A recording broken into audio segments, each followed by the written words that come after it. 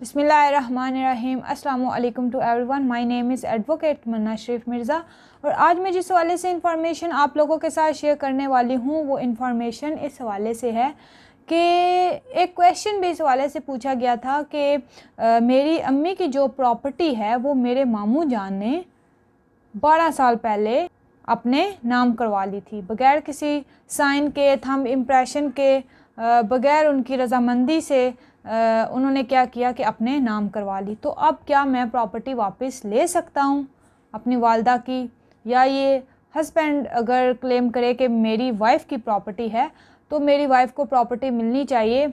उसका विरासत में हिस्सा था लेकिन उसके भाइयों ने क्या किया कि उसकी प्रॉपर्टी अपने नाम करवा ली। तो अभी हम वापस क्लेम कर सकते हैं या नहीं।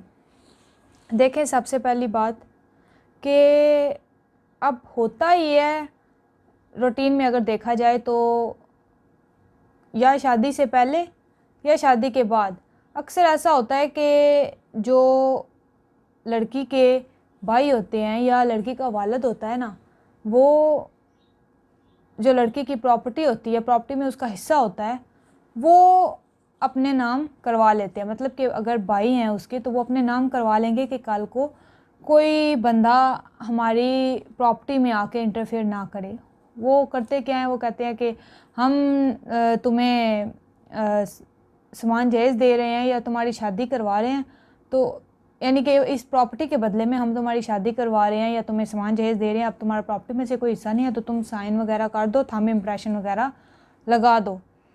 तो उस वक़्त तो ये कर देती हैं, ठीक है, दबाव में करती हैं या अपनी रज़ामंदी से करती हैं। होती तो उनकी रज़ामंदी शामिल है, तब भी जाके अपने अपने साइन करती हैं, थंब इम्प्रेशन लगाती हैं।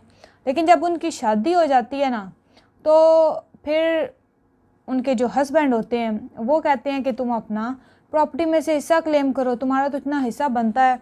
तो फिर ये बाद में डिस्प्यूट राइज़ होते हैं। असल में रज़ामंदी पहले शामिल होती है, लेकिन बाद में क्या होता है कि हस्बैंड कहता है कि नहीं, तुम प्रॉपर्टी को क्लेम करो, या उसके बच्चे कहते हैं कि हम अपना जो हमारी माँ का हिस्सा बनता है प्रॉपर्टी में से वो हमें मिले।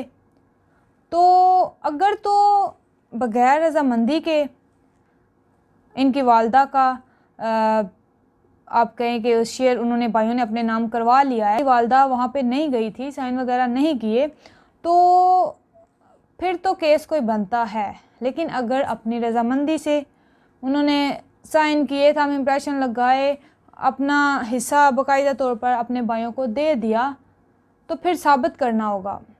मतलब कि आप ये कह रहे हैं कि आपके साथ फ्रॉड हुआ है, यानी कि आपकी वालदा की या आपकी वाइफ़ की रज़ामंदी शामिल नहीं थी, तो भाइयों ने क्या किया, अपने नाम करवा ली प्रॉपर्टी, बेशक ज़बरदस्ती करवा ली, लेकिन ये फ्रॉड हुआ है कि भाइयों ने क्या किया, अपने नाम करवा ली। हमारी वालदा ने, हमारी वाइफ़ ने तो कोई साइन वगैरह किए नहीं थे उस वक़्त मौके पर, तो ये कैसे हो गया?